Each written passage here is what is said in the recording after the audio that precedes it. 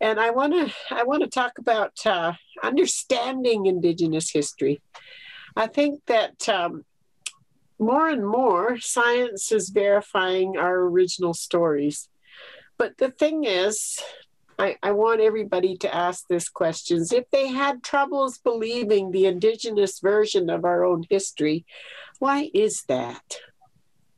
Why is it that we're the only people in the world that don't have other people's belief? And I have an answer. It's my answer. It's an Indigenous person's answer, and it could be a lot of people of color answers, or a lot of women's answers. I don't know if you know, but if you're educated and an Indigenous woman, you make 55 cents on the white guy's dollar for the same education. I have to tell you, that's a penny more than white girls make. For the first time in history, we're a penny ahead. But then when that happened, Harper eliminated the penny. Now, I'm not saying he did it on purpose, but that's one of the things I know about our history, is that it's shifting. It's shifting as we speak. The third world is rising up. That is, it's doing better as time goes by, and so are we. But we don't have access to our land. And I don't know if you saw Trudeau or watched his, statement that if you're practicing in European culture or Canadian culture, then you're part of the ruling class and you can't call yourself colonized. And then Senator Sinclair jumped on that wagon and said, colonization is about the lands, didn't say stupid, but almost, he got pretty clear with Trudeau. And I know he's retired now, so he can get away with things now that he couldn't have as a senator. But I respect that. And I think that people think Canada is a country that has legitimacy. And it depends how you're looking at history. This is our island. And once we had millions and millions and millions and millions and millions of people. This is long before Europeans even dreamed of coming out of the cave. There was something like 25 million people on this island at one time. And then this conflagration occurred. The glacier melted. From the bottom half, there was a fireball that was thrown from Takaranto and went all the way to Tawasan, tearing up the trees as it went across the prairies and balding all the mountains. And the top of the glacier heated up the stones. That is now the Canadian Shield here in Ontario.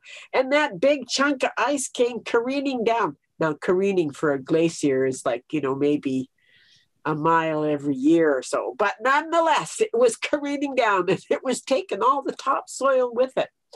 So that here in Takaranto, for the 50 miles to the Great Lakes, is 20 feet of topsoil, covered in pavement if you're in Toronto, but not in places like Barrie and the farmlands that are just north of Toronto that provides 90% of the vegetables for Torontonians. It's amazing land. And they say Holland Marsh, which is the main growing area for vegetables, will never run out of topsoil.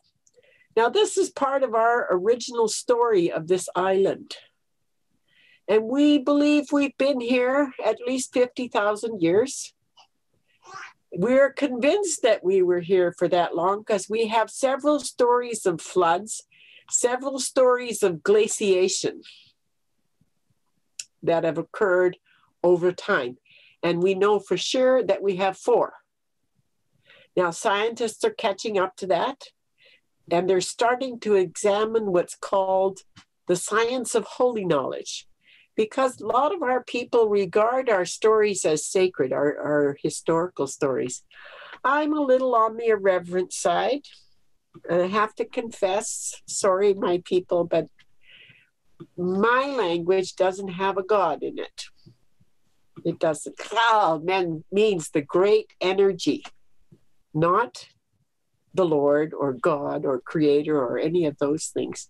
And I didn't go to residential school, so I didn't get retranslated. And I think that's what's happened to us is we've been retranslated. So a lot of people are using creator and God and all of these other sacred texts and that sort of thing. And it's impeding the indigenization of people on this island. Because these stories don't say in them, you must take care of the earth if you're a little brown person who speaks some Ho'okame'lim. It don't say that. It says the human beings must take care of the earth. So that means all of you. And I'm like Kitsilano. I don't know if you know who he is, but Kitsilano is named after him. Sanok is the gardens that were part of my territory when I was to inherit. And of course I did not because Canada removed it from us. But Sanok is False Creek. I think you know it as False Creek. There's a big iconic thing about me down there too, by the way. If you want to go walking along the trails, you'll see me in a glass case with my story beside me, and I'm talking about Sanok, which is False Creek.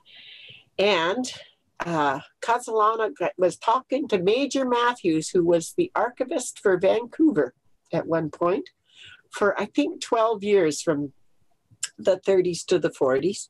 And he told him the whole history of the city of Vancouver, but never referred to it as anything but Squamish. Now, Squamish was the name of the territory from Siletz, Oregon, all the way to British Columbia, over to Montana, and over to Vancouver Island. As far as the Squamish people were concerned, that was the name of the country, or the name of the 11 friendly tribes, or the name of the 11 friendly nations, or the name of the Salish Confederated people, depending who was calling you and whose language you were using.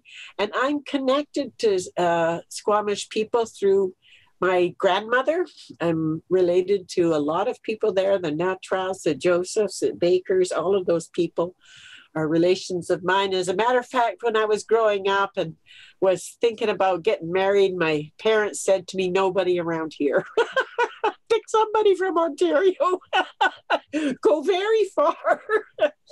Because we did have lots of experience with depopulation. That first one was the melting of the glaciers. That was the first experience of depopulation, but it happened more than once. We've experienced series and series and series of floods. As you know, Richmond is below sea level. So imagine how many floods we endured, because a lot of us lived in the Surrey, Richmond, Coquitlam, Coquitlam, Tsleil-Waututh, Musqueam area. Musqueam is on a little higher ground than other places, and of course Tsleil-Waututh is too, but that doesn't mean we didn't experience floods. When the whales came to Victoria, sometimes they came into the inlet. This is hundreds of years ago before Europeans arrived, but that raised the water levels at Tsleil-Waututh, and many, many of us drowned. As a matter of fact, we have villages that don't exist anymore. There were from Tsleil-Waututh all the way to Ambleside. There were 11 villages. There's now only 3. And in Sanok is a fairly new village because all of those villages disappeared. We asked the people of Squamish to come down and populate Sanok and take care of our gardens, and they agreed to.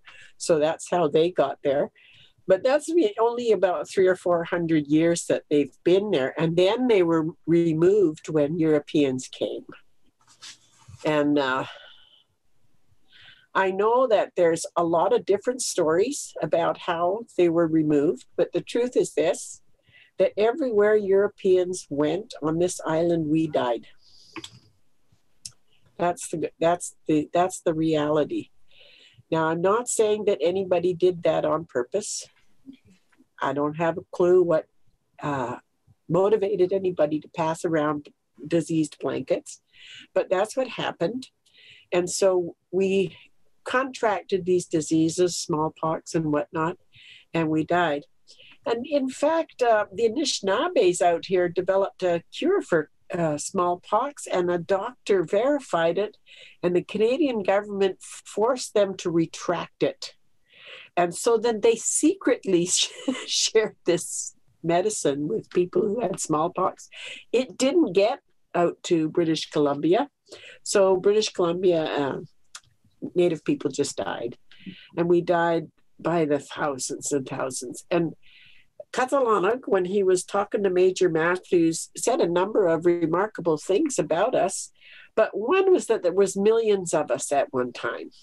And then we were depopulated by the ice and the floods and that sort of thing. And then we built again, and there was millions of us again.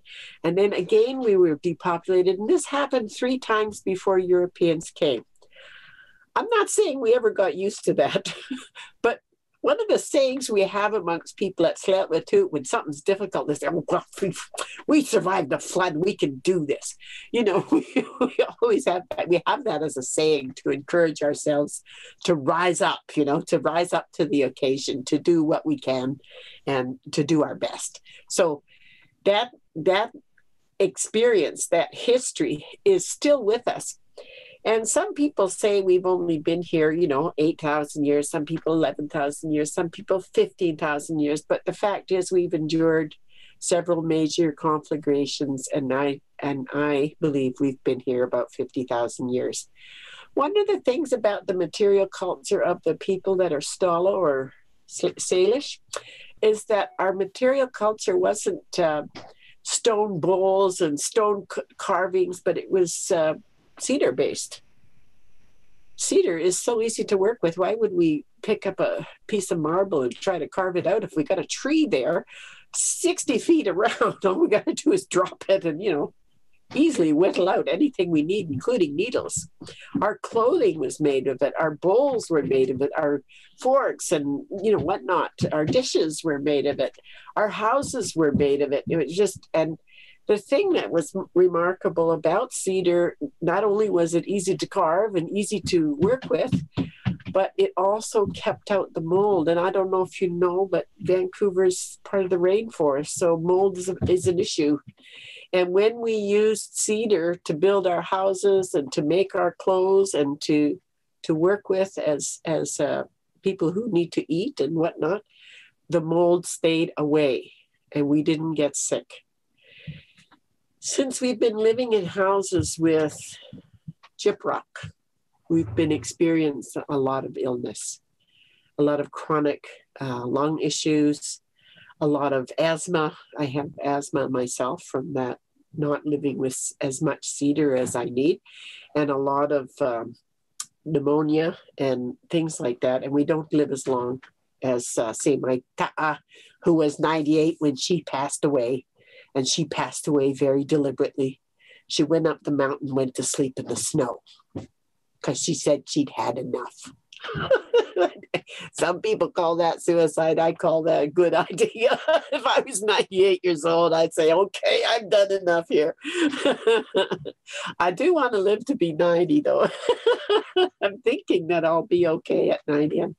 I'm in pretty good health right now, so I think I'd like to live that long. But that's one of the ways that we took care of ourselves a long time ago. So the idea of suicide as illegal and suicide as a sin, and that practice as being suicidal, is contrary to our culture and disrupted our beliefs and disrupted our sensibility and disrupted our very morality. It was very hard for people to accept that my ta'a just went up the hill and laid down in the snow and said to me, go tell your daddy I'm dead. She wasn't dead when she said that, obviously, but I did wait till he got home from work. He didn't say, go tell your mother. So I didn't tell my mother. I just waited for him to come home. And then I told him, and he was pretty upset. But what upset him, I found out many years later, was that he did not get to know her the way I did. She was around me all my life until that point, until I was, I think, 17 or something like that. And my dad went to residential school. So he was 5 And then when he returned home, he started his own family. So his children, which is starting with me, and my elder brother, Roger, got to know his grandmother when he did not. And for an Indigenous person, this is unbelievably painful. I don't know if you can imagine it, because a lot of people come from elsewhere here and don't bring their parents with them necessarily. And so their children grow up without knowing their grandparents. I know an awful lot of European kids, when I went to school, didn't even know what country their parents came from. We do know that. We do know the history of our families going back many, many generations. And we do know our stories. The other myth that I want to talk about is that we came from Asia here. Now, there is connection between Asians and Indigenous people on the West Coast, and I'll tell you some of that connection. First of all, during one of the terrible floods that we endured, the Chinese knew that we were in trouble, and so they came here, and we think this is between 15 and 10,000 years ago. We're not really sure. But somewhere in that neighborhood, that last big glaciation that melted, they came and they brought ginseng. Ginseng has been here for that long on this island. And we used it to stay alive because we were dying in such huge numbers. First of all, a lot of us drowned. The men took to the boats, they drowned. The old people say the ocean folded in half and dug out the sound, what's called Howe Sound by Canada, is the deepest sound in the world because of it. The octopus and giant squid and all those creatures of the sea live down there. You don't want to fall in and get drowned down there. Yeah, you don't come back up. But we also have a lot of bodies there. We have a lot of bodies. And they found one of them under the Yucatan. I think the person is 15,000 years old that they found. They DNA checked them, you know how that goes. And they're 15,000 years old. So it is that last terrible flood that it's at least 15,000 years ago, and the Chinese brought ginseng over.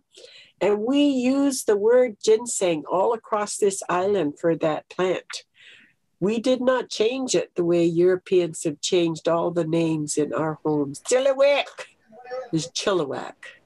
Coquitlam is the name of my great-great-uncle. It's not the name of the place. It's just like, Sonok is the name of Falls Creek, and so on and so forth. All the names we had, all those beautiful sounds we made are gone. But we never changed ginseng. We still try to say it the way the Chinese said it to us. Ginseng. That's how they said it to us, so that's how we say it. So, ginseng. And it sounds very funny when we say it because it's so different from our language. But we believe that the plant itself knows its name. And it won't do its work if you don't call it by its name. And you have to ask this plant to help you. You can't just take it and expect it to work for you. It's not your slave. So that's part of the way we look at history and the way we look at story and the way we look at other beings. We treat them with respect. It's not to say that Salish people didn't have slaves. We did. We gambled terribly in the old days before you came, and that's how a person ended up becoming enslaved. They got gambled away. That history is gone, though, and we no longer even use the language of masterhood. And what that is words that put you up here and something else down here. When you call a plant an object, you're taking its life away. You're taking its spirit away. You're taking away the spirit-to-spirit relationship that you have with that plant. And it will address that. You cannot just grab a plant. And I'll just give you this one example. I was running out of my house and I saw this thistle and I said, oh, damn, I don't want that thistle growing there. And I grabbed it and pulled it up. It went right through my finger to the other side. And I couldn't pull it out. And it festered there for 2 weeks. And I was holding it up like this. And I kept saying to somebody, help me get this thing out. And finally, my brother pulled it out. But he had to pull it through. He had to make it go all the way through because you can't pull it out the way it went in. It's barbed. And he says, you didn't ask it, did you? And I said, no, I didn't say a word to it. I just grabbed it. He says, well, now that's your payback. I should let it stay there. But he didn't. He took it out. And I apologized to the plant for disrespecting it. It's not up to the plant to please me. And so we view all our relations that way. We view star nations that way. We view other nations that way. In fact, in our language, we don't have a word called exclude. And I know when we gave up Stanley Park, we made the Canadians put a sign up that all people, Asians, Indigenous people, Europeans, and whatnot can come to this park. And it's the first park in Canada that has that designation, in which all of us could go there and have a picnic or whatever it was. What we did was, at Lumberman's Arch used to be our village. It's a big hole in the ground now. That was a shell midden. That's how long we'd been there. That's how deep those shells were. But we went there to play soccer with West Indians and with Asians that we knew and whatnot, and have a multi-nation picnic. Once a year we did that.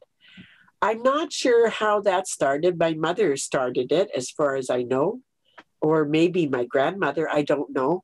But we know that every year we had a multinational picnic with people that we tried to get to know that were newcomers here, and including Europeans. Not everybody wanted to come and join us, but we'd always have 30 or 40 people picnicking around. And that's how I met Asian writers like Jim Wang Ju and Sky Lee and all of these wonderful Asian writers. And we would exchange stories about what we heard. And we heard that when the glaciers started to form here, this is our story, people from Alaska went to Siberian where the ice wasn't forming.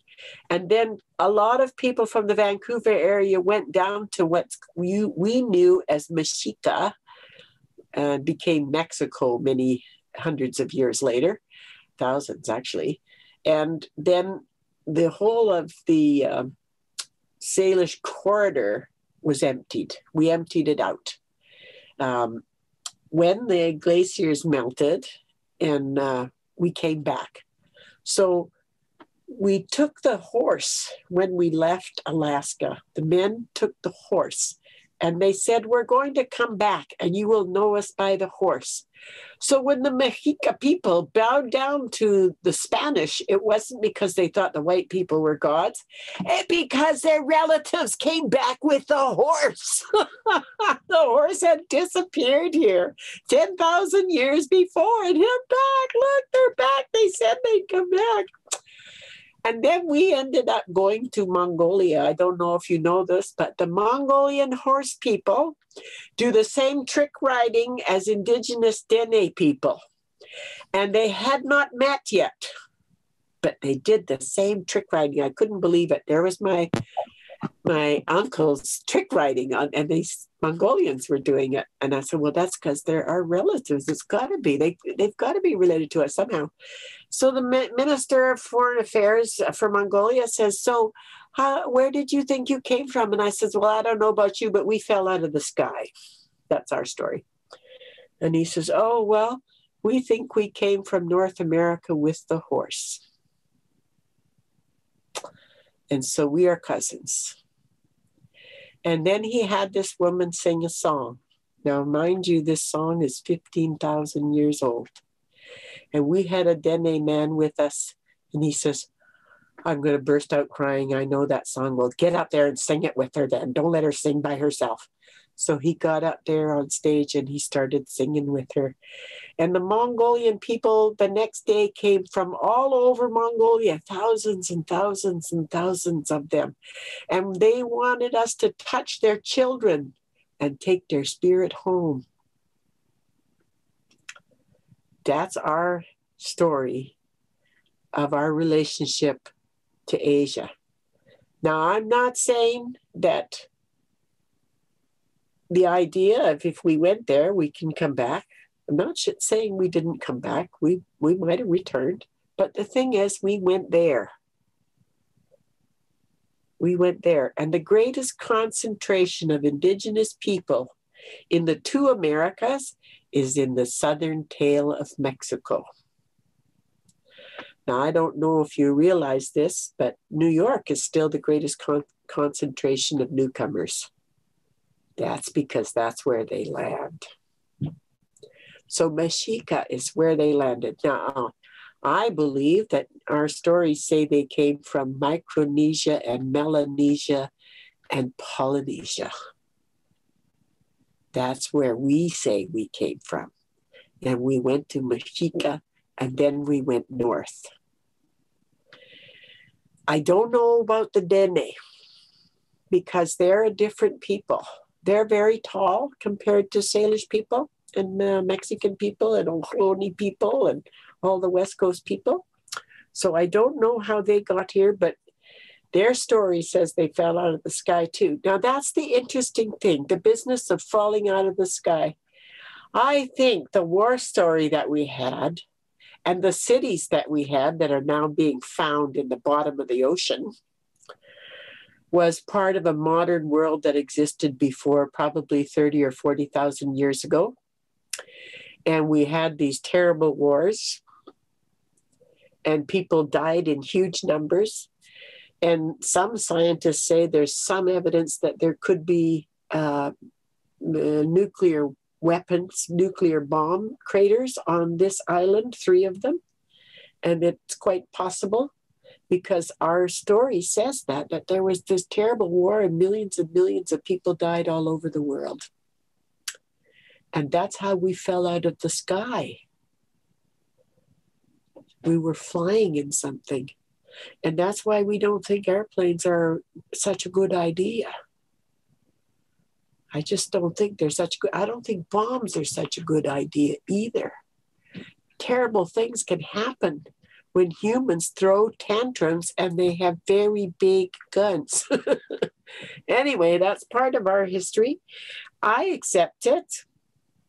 I accept it. I believe that my ancestors are truthful people. And when I heard the Mongolian people, the people among, and the Dene people sing the same song, it made me really believe in our story, that we went there when things were getting tough here and that we returned. We're now returning back and forth. They're visiting here, we're visiting there, and we're starting to exchange stories about ourselves. And one of the guys with us found 50 words that were said the same and meant the same, including Masicho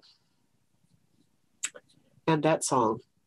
So we still have a memory of each other that's thousands and thousands of years old. Now, when I said this story as a 13-year-old, I was told that everybody knows you came from Asia. Everybody. And I said, not me. I'm a body. I don't know that. And now science is starting to reconsider, particularly since they've found human remains that are as old as they are. Plus, they just found a mastodon not too long ago that had been killed by a human 130,000 years ago on the west coast of Ohlone or California. I'm just saying, there's a lot of stories out there. And we also know that white people have been here before.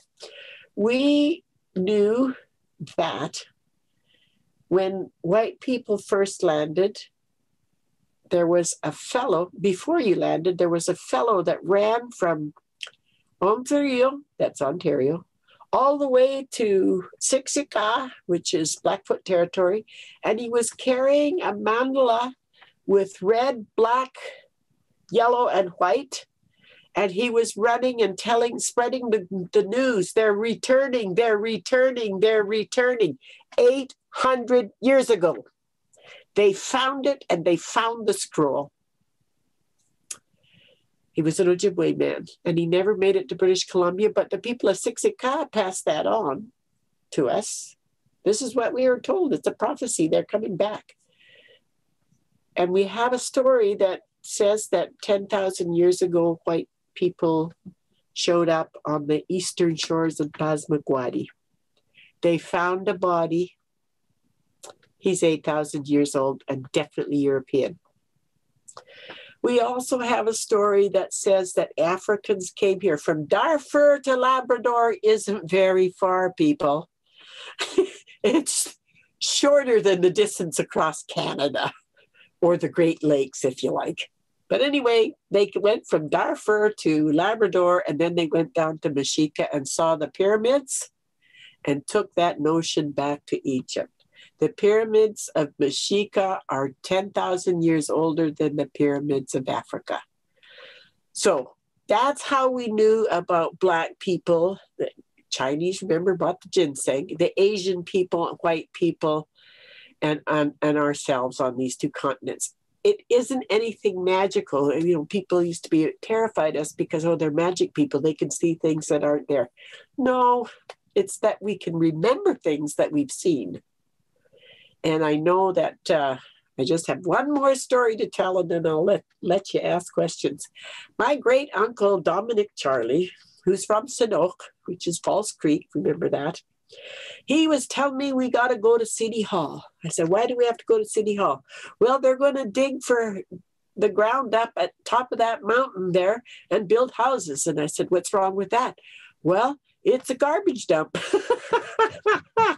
And I just want to remind them. So we go there. And you know what he said, the old skunk? I'm sorry, I shouldn't call my dead great uncle an old skunk, but he just got up and he said, tell them, he says it in the language, that you don't want to build there. So I put up my hand and I says, my great uncle wants me to tell you that you don't want to build there. And he says, well, yes, we do, Dominic. Is there a land claim there? And he says to me, tell them no, you just don't want to build there. And that's all he said. And then he left. And I said, I thought you were going to tell them that it's a garbage dump. And he said, they should remember at least that. They put it there. And not that long ago in my lifetime. I don't have to tell them everything. I said, okay. I didn't say anything more to them. And of course, they did discover that it was a garbage dump and they had to reconceive of building on that mountain. It's the first hill you go up. It's called Lillooet Road, but it's a garbage dump. There's no houses there. And then behind there is houses. And on the right and the left, there's houses. But they stopped excavation right away when they realized it was garbage dump. And then the mayor comes down, Mayor Cates, who was Cates. He comes down to see my mother. You know what your great uncle did? She says, I know. He didn't tell you it was a garbage dump. He just told you don't want to build there. And he says, yeah. And he says, well, do you want to build there? My mother says. And he says, no. he was telling the truth. You don't want to build there. But he didn't tell them why. So remembering is an important aspect of our culture. We cannot forget certain things. Once we've done something, we must remember it forever. So here's the thing about our history. It's the last thing I'm going to say, is that we must have done terrible things in the past before that last glaciation. Because out of that period of history, 15,000 years ago, comes all our environmental laws. They're 15,000 years old, but we've been here longer. And we remembered them because there was so much death on this island from tip to toe, east to west. The conflagration that occurred as a result of colonialism was not near as cruel as the one that we brought on ourselves. And it's why we're not terrified of anyone, because we hurt ourselves way more than any other thing in history. And I think if you look back on your own story, you'd find that about yourselves too.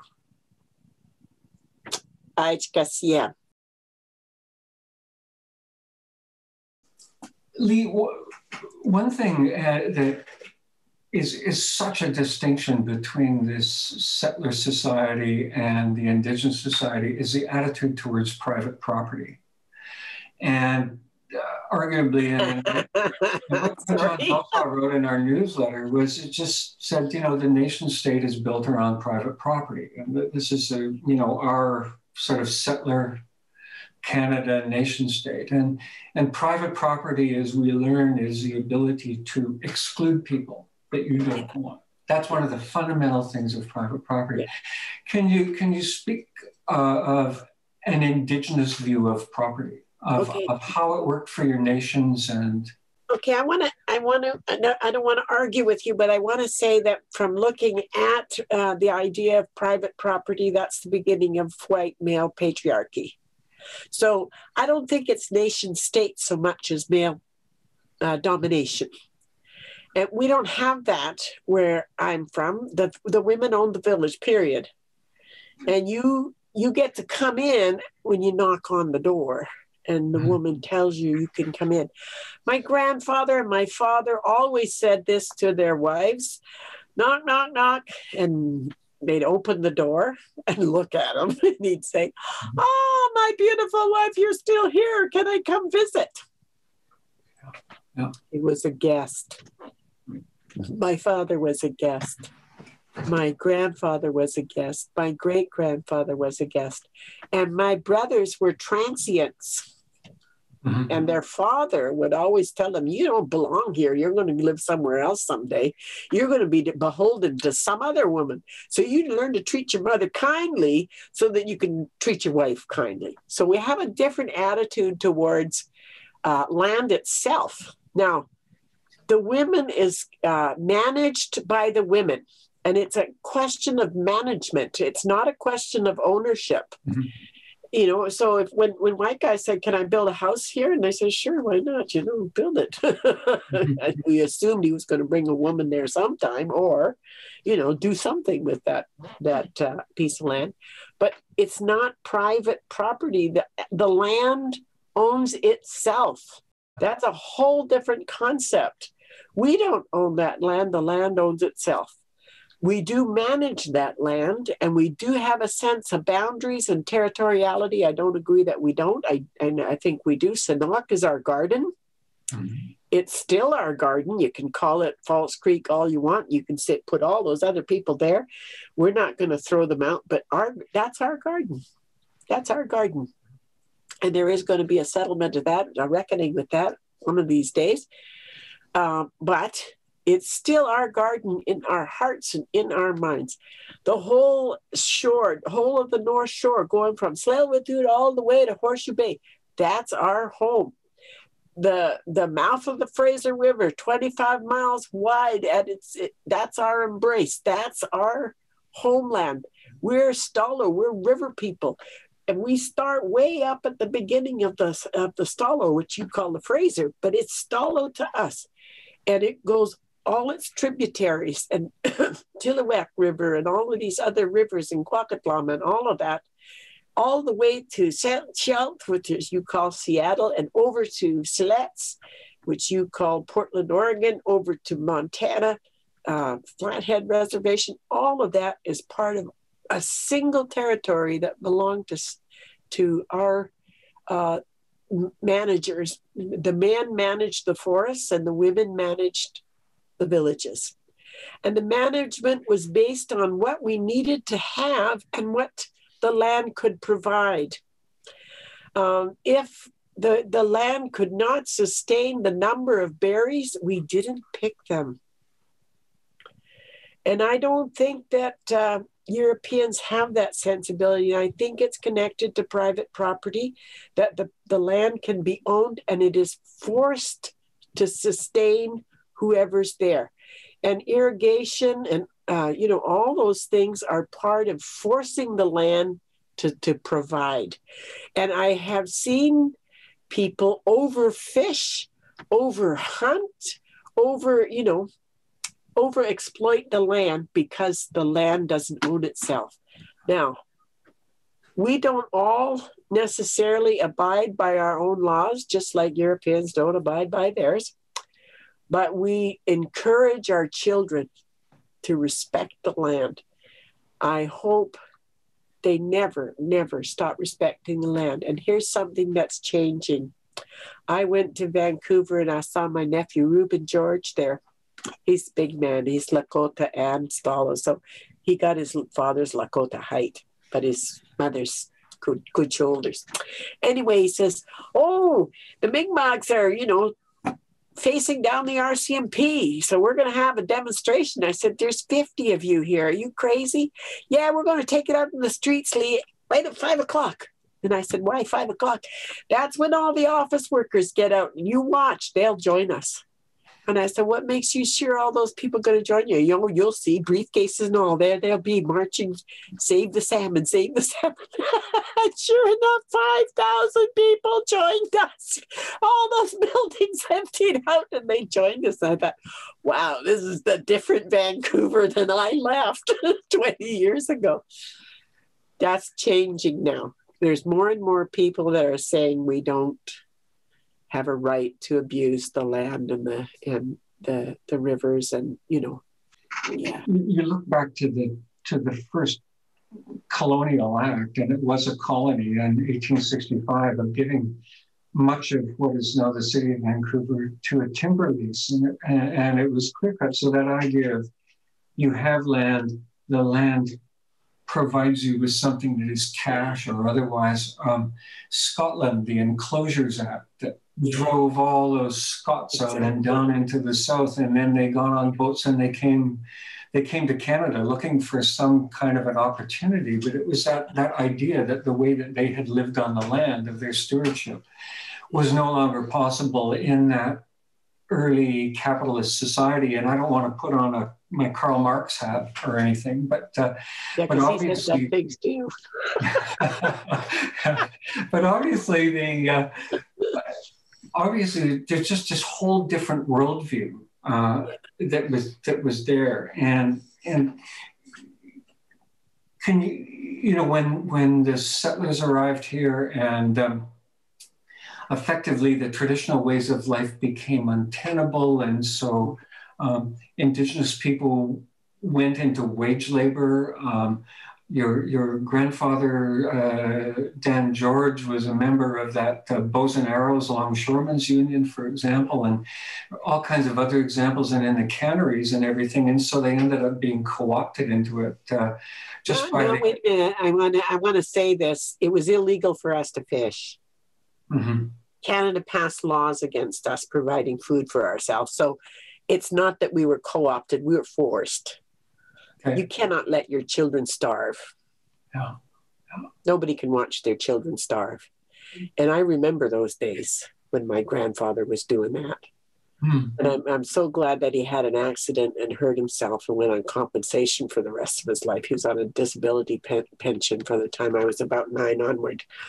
But we were forced into that situation by laws passed against us. I remember how many of us were arrested. I think my ex-husband said, we've been arrested enough times for us to go all the way around the world just for fishing. To eat. It was illegal for us to eat. What's terrible is the mile-long nets they got in the ocean, and I don't care who's pulling them. Yeah.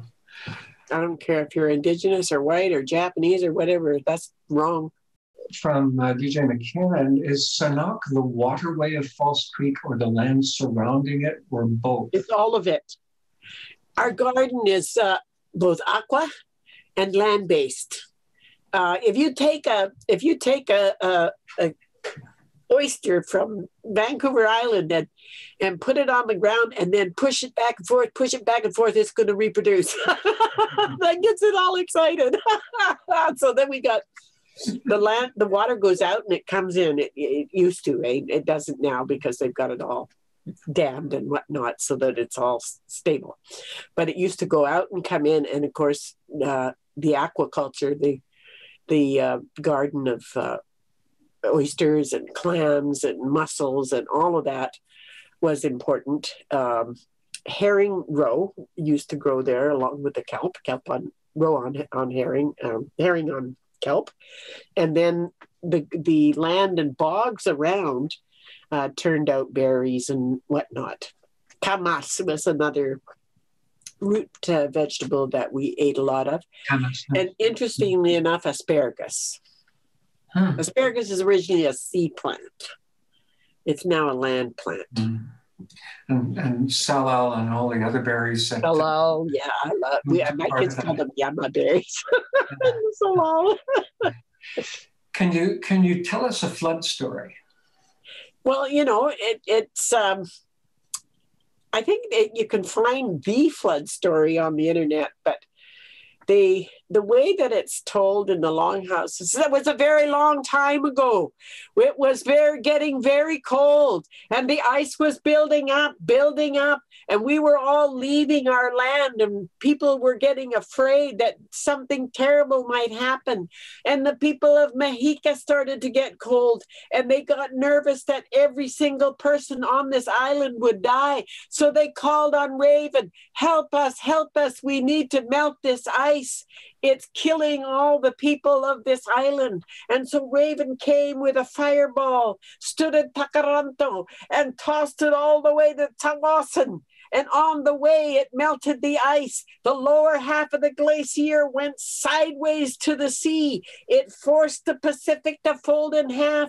It gouged out the sound where we live. It took men out of their boats and dropped them into the bottom of the sea and killed them. The women ran up the mountains. Only 3 of them made it to the top of Kulshan, Chiam, and Squamish.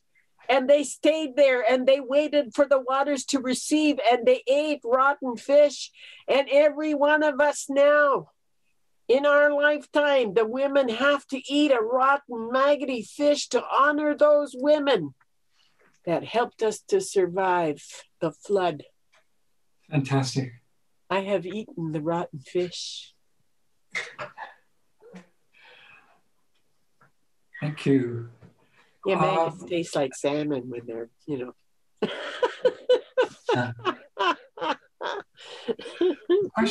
A question from Helen. Can you talk a little bit about your experience at school? Indigenous kid going to school in North Van. You're my age, effectively. I went to Point Grey School, which had Musqueam kids in it in the early 1960s. And, and everybody kept pretty separate, and it was pretty racist kind of an atmosphere that was there. What was it like for you when you were at school?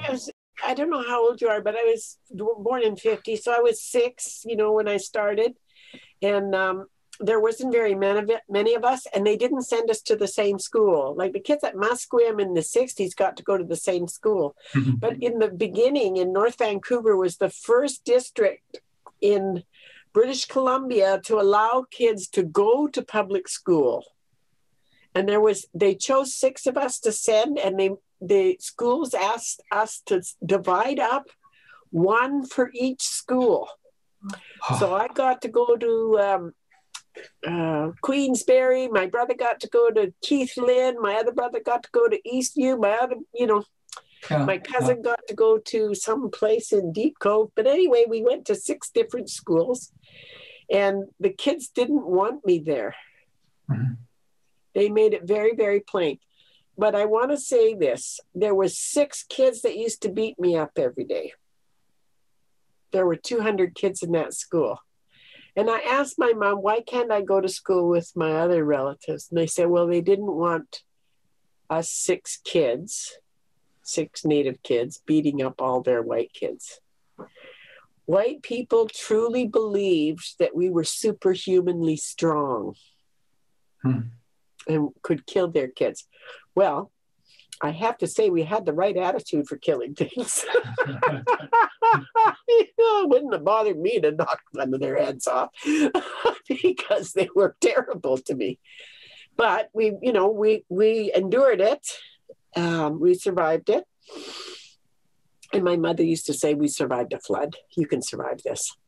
And it was as simple as that. But it was terribly, I would say, unhappying. I don't know if that's a verb or not, but to make yourself happy and to someone else to make you happy, it was unhappying.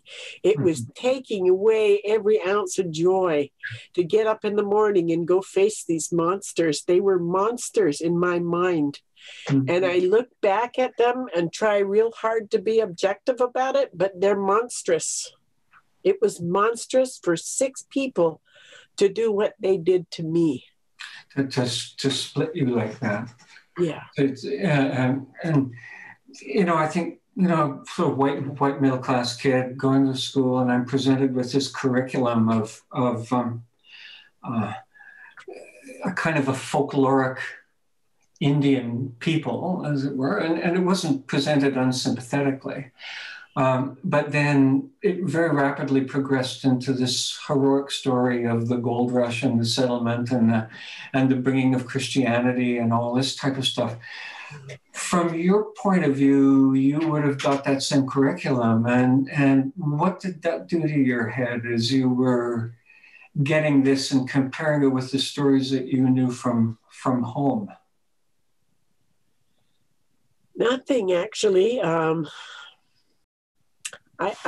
know this, my mother says if someone's feeding you a line of bull, you don't have to tell them that you know they are. You just sit there and let it go. Yeah. Water off a duck's back. So I paid no attention. The thing that I found interesting is this thing about gold, and I still find it rather amusing in some respects, that it can be the foundation of money, this stone that's just heavier than other stones. That's all it is. It weighs more, for its size. You get a pea-sized piece of gold that's probably weighs a pound or something. I mean, it's a heavy stone. It's a heavy metal. And so I find that kind of amusing, and it's soft, so you can pound it out and make jewelry out of it and adorn yourself. But that means the stone doesn't own itself. And for us, the stone owns itself. And we do have access to copper. We have an agreement with copper. Copper will be our shield. But it cannot be used for trinkets. And gold is used for trinkets. Once you got the ring on your finger and the gold in your ear, you need nothing more. Everything else is a trinket. But gold has been reduced to a trinket. And I think that's shameless. There's a shamelessness in that. And the business of the gold rush, the Nahlamuk almost killed all those guys. They were going to, and then my ancestor, they call her the Princess of Peace, Kitsilano's principal wife, the white people call her, but his first wife, we call her, went up there and talked them out of killing them all because they were horrific people. They would get drunk and do horrible things. So we averted war, but that was my story. And I just think you're all lucky. When they were telling that story, I just thought, you're all lucky. You don't know what could have happened. You could all be dead. Talk to me a little bit about language, about Indigenous language, the bringing... Languages. If it's Indigenous, it's languages. There are 350 million Indigenous people in the world. It's probably... thousands of languages. but let's say the move to teach it and the move to bring it back. What do you feel about that? Do you think that that it's going to be a success? I mean, from my point of view, I'm too old to learn another language, but I think that if I were a child and I were exposed to it and had the opportunity to use it, I might use it. But where do you feel the language question is going? It's all variations on the same language. Yeah. And then there's Squamish, and then there's Lami, and other Indigenous languages on the West Coast here. I don't think that we'll ever let go of that because of how it expresses us. You have utilitarian English that we can't say. Pass the peas. We can't say that. Because someone will say, "Who cut your arm off?" Go get your own damn peas. If you're 3 years old and up, who are you trying to enslave? It's okay for Europeans to enslave each other. It's accepted. It's part of being polite and all courteous and all that kind of stuff, but we don't see it that way. It's the language of masterhood that we have seriously eliminated from our language. It's like exclude and you can't have and don't do this. The average child between 0 and 5 hears no, if they're European, or, non-native, I should say, 5,000 times. Yeah, I think my daughter was more like 6, but... Okay, but anyway, and yes, hardly at all. And that's a healthy child. Yeah. So, that doesn't happen where I come from. So when I went first class, I get up and I'm going out the door, and she says, "Where are you going?" And I says, "That's not your concern. My mother wouldn't ask me that." And I left because I was going to the bathroom. It's not her business. I want to go drop my drawers and let go alone. I'm not telling people that. But that's a different way of being. It's a completely different way of being. So the language is important for us to be. People say, well, Indigenous people are very quiet. Oh, it's because English does not express us. Your utilitarian English doesn't express us in any way, shape, or form. And my students, I teach the first oral history class in University of Toronto. And by December, they're all writing poetry because they're actually expressing themselves in a way that suits them and suits their sensibility. Every second Indigenous person in Salish territory is a poet. That's our language. And English does accommodate that, but you don't learn that language till you're 17 or 18. So there you are sitting in school, barely able to stay awake because you're speaking something that doesn't say anything or do anything to make you want to move. So the language, I think, is important for that, so that we can actually exchange, be well. I hold you up. Concepts that you just can't get out in English. No, you can't. You can't.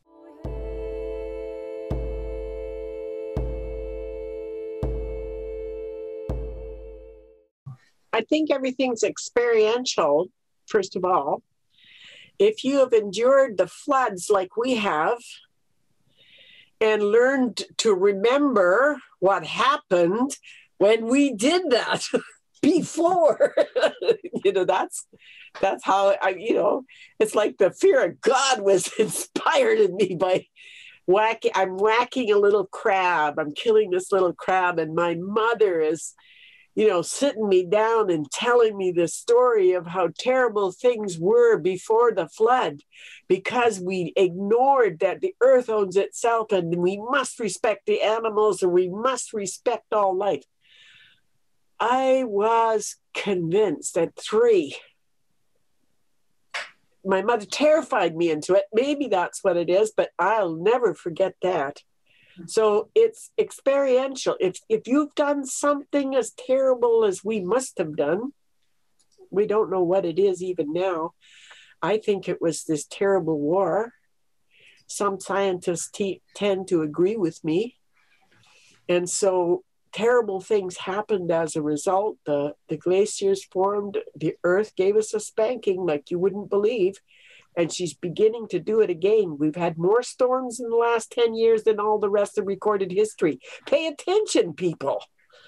We're on the verge of a environmental crisis here. We have to be paying attention. So once you get that clear in your mind, then of course you're going to remember that. Now, I don't think that fellow knew very many people in that village or understood their desperation, because that doesn't mean they don't have a memory.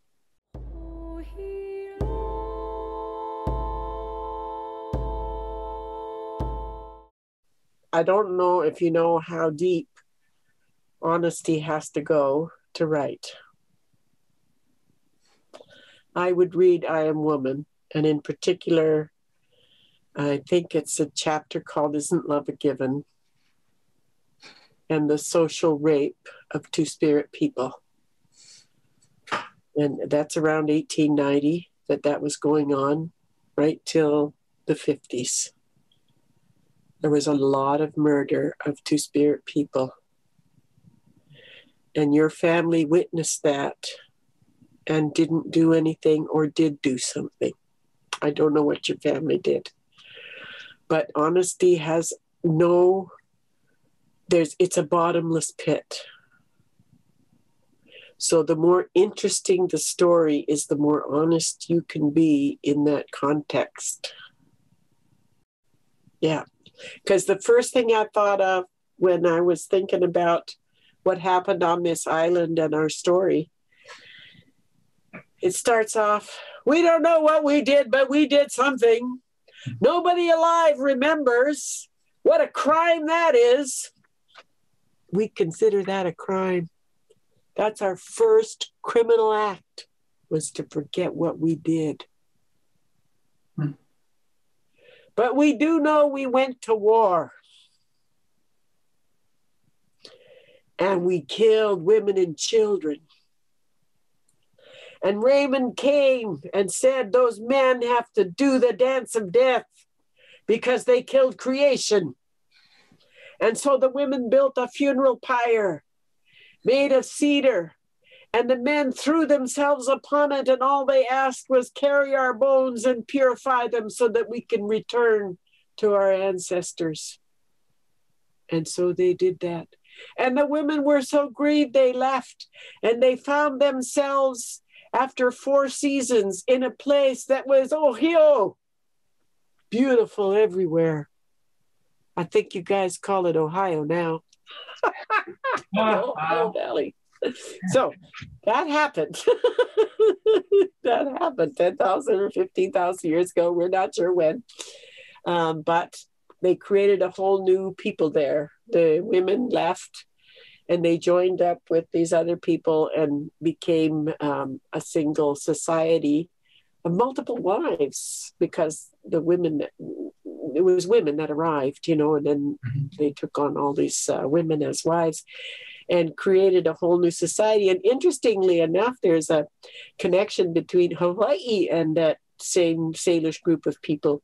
Etinoha and Aotearoa is how they both say the earth. It's very, very similar. There's a lot of similarities in the language of the people that arrived there and the Polynesians and the people here. There are also Longhouse people here, which we are on the West Coast. And the stories are the same. So they make an overarching bridge around this island of these stories of the double-headed serpent and all this kind of stuff that warns you of what can happen if you don't respect the earth and all its beings.